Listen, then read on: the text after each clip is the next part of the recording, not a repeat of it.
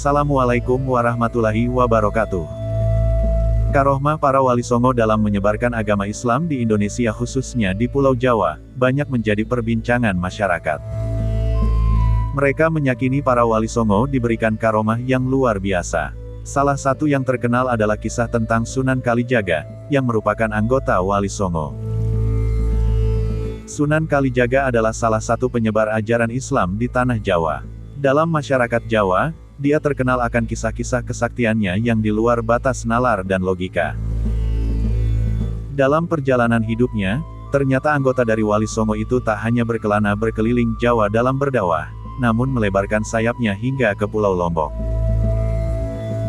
Terkait perjalanan Sunan Kalijaga ke Pulau Lombok ada 5 kisah. Berikut selengkapnya.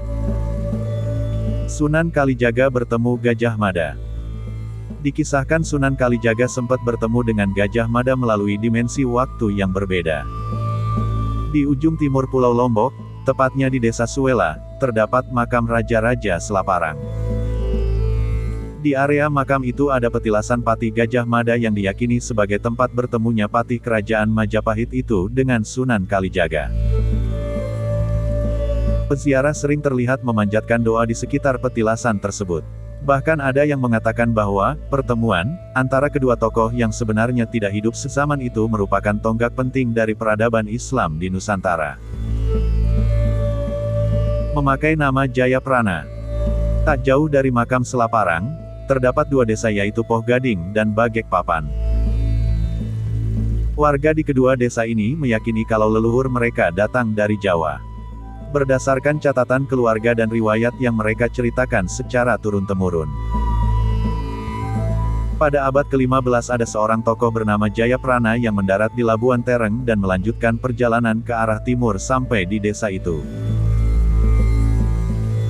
Selang beberapa tahun kemudian, Jayaprana disusul adiknya yang bernama Wijayakrama. Dalam versi Keraton Yogyakarta dan Surakarta, Jayaprana ini adalah kakak dari Sunan Kalijaga. Sementara dalam versi Serat Centini, Jayaprana itu adalah Sunan Kalijaga sendiri. Hal ini pula yang disebutkan sejarawan Hussein Jajaningrat. Dia menyebutkan saat berada di Cirebon, Sunan Kalijaga memakai nama Jayaprana.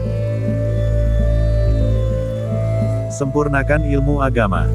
Dalam beberapa serat disebutkan kalau Sunan Kalijaga adalah menantu sekaligus murid kesayangan Syekh Siti Jenar.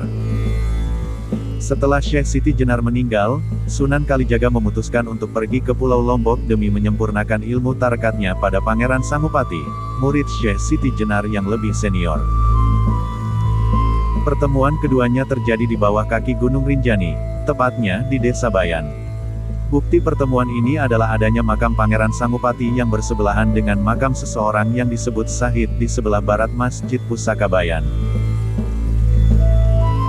Nama Bayan sendiri merupakan kode nama tempat toponim, dari para penganut ajaran martabat 3 Syekh Siti Jenar.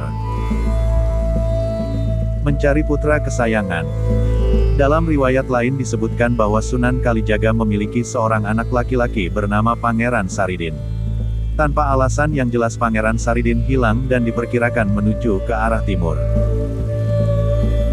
Sunan Kalijaga mencari putra kesayangannya itu dengan pergi menuju arah timur, tepatnya menuju Pulau Lombok. Dibantu oleh Sunan Bonang merupakan salah satu guru dari Sunan Kalijaga. Keduanya memiliki kelebihan, yaitu akrab dengan para penghuni laut, seperti halnya Nabi Yunus AS.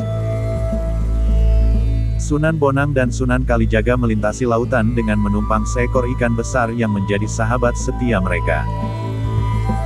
Dalam suatu perjalanan, mereka singgah beberapa kali di Pulau Lombok. Riwayat 2 wali yang mengarungi lautan dengan seekor ikan besar ini sangat terkenal di kalangan masyarakat Lombok.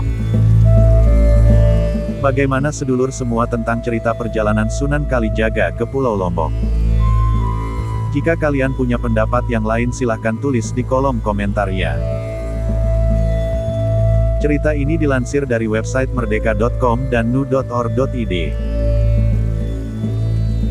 Wassalamualaikum warahmatullahi wabarakatuh.